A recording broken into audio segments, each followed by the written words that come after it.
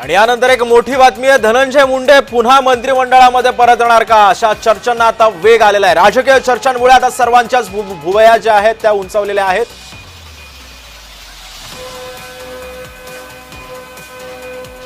आणि या संदर्भामध्ये अधिक माहिती देतात आमचे प्रतिनिधी पंकज दळवी सध्या आपल्या सोबत आहे। पंकज, दोन प्रश्न या निमित्तानं खऱ्या अर्थाने उपस्थित होतात। पहिला प्रश्न असा की कालच सामनानं दावा केलेला आहे मंत्रिमंडळातल्या 8 मंत्र्यांना डच्चू मिळणार आहे, कारण त्यांच्या या वागणुकीमुळे आपसुकच महायुतीचं नाव बदनाम झालेलं आहे आणि त्याच्यामुळे नवीन चेहऱ्यांना संधी मिळणार का। दुसरा प्रश्न असा, धनंजय मुंडेंवरती जे आरोप आहेत, ज्या आरोपांमुळे त्यांना मंत्रिपदाला मुकावं लागलं होतं, ते आरोप आता नेमकं त्याच्यामध्ये तथ्य नसल्याचं भुजबळ म्हणतात। नेमकं आता या सगळ्या प्रकरणावरती पुन्हा धनंजय मुंडेंना मंत्रिमंडळात घेतलं जाऊ शकतं का? काय अधिकचे अपडेट्स आहेत?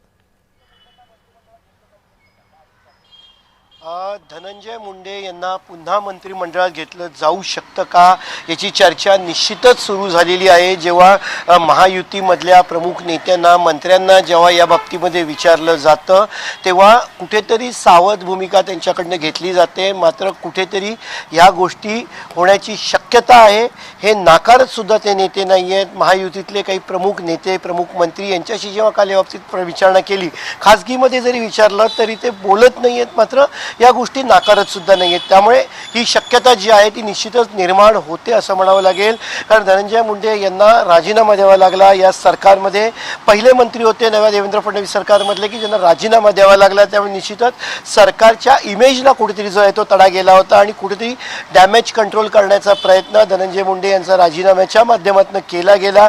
आपण बघितलं, छगन भुजबळ यांनी राजीनामा दिला होता, नवीन मंत्रिमंडळामध्ये छगन भुजबळ यांचा समावेश झाला नाही, मात्र धनंजय मुंडे यांच्या राजीनाम्यानंतर छगन भुजबळ यांचा पुन्हा नव्याने मंत्रिमंडळामध्ये समावेश झाला। त्यामुळे राजकारणामध्ये कुठलीही गोष्ट अशक्य नसते असं म्हणतात। त्याचप्रमाणे पंकज, त्यामुळे राजकारणामध्ये कोणतीच गोष्ट खरी असते असं म्हणत पण नाहीत। त्यामुळे आता या सगळ्या पार्श्वभूमीवरती आता धनंजय मुंडेंना पुन्हा एकदा मंत्रिमंडळामध्ये घेतलं जातं का, हे सुद्धा पाहणं महत्त्वाचं असणार आहे। धन्यवाद तुम्ही दिलेल्या अधिक माहितीबद्दल।